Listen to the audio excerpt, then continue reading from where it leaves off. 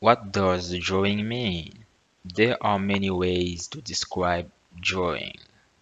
In simple terms, it's the process of expressing an idea on a surface using a tool. That's it. The tool can be a pencil, a piece of chalk, a marker, a paintbrush, etc. And about the surface, it can be a sheet of paper, a wall, a board, a canvas, etc. In short, there are technical drawing and artistic drawing.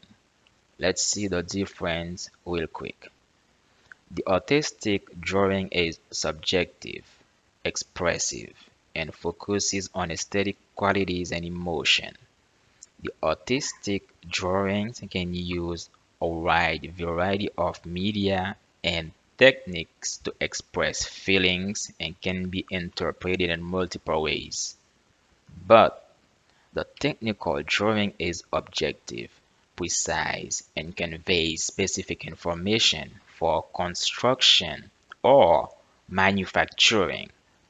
Technical drawings use strict conventions, accurate measurements, and specialized tools like rulers, squares, and compasses with a single intended meaning.